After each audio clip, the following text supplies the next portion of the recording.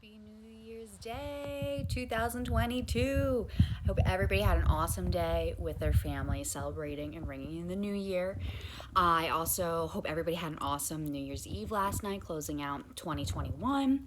I know many of my friends and family had a really rough past year, so I am praying many, many blessings over my friends and families and to theirs and yours, that 2022 is more forgiving, as well as filled with blessings, love, family support, for anybody and everybody.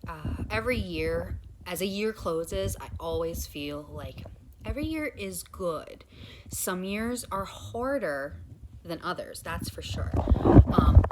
I can definitely think of a few years in my mind that were just, most people would have called them bad years. But there is so much good that happens around us on a daily basis. We're just oblivious to it. So I do think overall, in the course of, at least for me, in 365 days, there's more good days than bad days. But some of those bad days weigh pretty heavy on us. So those of you who had a really rough 2021, I pray that your 2022 is smoother. But that does start with you. I'm talking to the mamas, but like I always say, my videos are applicable to pretty much anybody. And I don't want you to get it wrong in thinking that I think that I have it all figured out. I have some tough days too.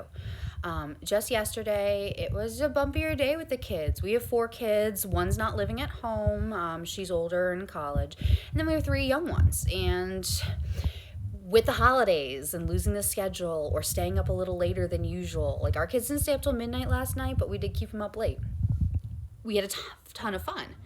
But as a result, today, everybody's a little crankier because they're tired.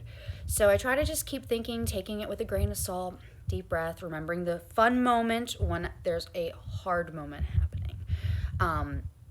Oftentimes when I have bumpier days with my kids, if I think to what could be causing it, for mine, it's almost always sleep. Whether they woke up too early, stayed up a little bit too late, or maybe just had a rough night of sleeping and tossing and turning. If I know they didn't sleep good, the next day I know their behavior is probably not going to be up to par. And we might have quiet time or nap time. Those of you who know me personally, pretty much every day we have nap time, unless I'm doing a per diem shift somewhere or something. But otherwise, I love my naps. I'm definitely an 8-hour sleeping mama, but I really only get 6 hours at night and then 2 hours of quiet time in the afternoon. That's just how I've been able to work my schedule, whether I have to take a rest during that 2 hours, get caught up on housework or doing work, and just lay down for a little bit. That just works for me. I need the afternoon pick-me-up to get me to the bedtime. But when my kids go to bed, even if I'm tired, I don't want to go to bed right away. I want to stay up and enjoy time with my husband, or maybe just have some quiet time or do an activity I like. So I don't rush off to bed and then I stay up, but then I can be a mom bee. We all know that. We like our quiet time, but then we kind of act zombie-ish the next day. So today, I was really tired today. So was everybody else in my house. So we definitely had a quieter day, but just trying to reinforce. We don't do resolutions. I don't want to say reinforce the resolutions we made, but we do family goals. Like in 2022, our goals, well, some of our goals, are to continue to grow closer to God as a family. We moved with the pandemic. Getting to church has been a little more complicated than it was 2 years ago, especially with multiple kids, one being sick. You know how you feel when you're in the grocery store and you sneeze. You feel like everybody stares at you. So it has been more challenging, but no matter what, whether we're physically in a pew or viewing church from home, we want to, just grow closer to God. Another thing my family's going to be working on is choosing healthier food choices. Some weeks and months it's easier. Since November, I think we've just eaten anything. And it's kind of the time of the year, but every January, my husband and I, we like to kick off the new year with a healthy start. We know it may not last the entire year, but at least gives us a feeling of being renewed and refreshed. There is just reinforcing of our behavior program here at home. We use the popular behavior plan 1, 2, 3 magic. I will be doing an episode about that more in depth, but in our house, we aim for, strike 1, strike 2, strike 3. Strike 3 is you go to your room. No, you don't get to go with an electronic or something fun. You just go in there and think about your consequences for as many minutes as you are old, which obviously we tell our kids how long that is. So 5 minutes for a 5-year-old. And I'm not saying this is the best plan. This is just what we found works in our family.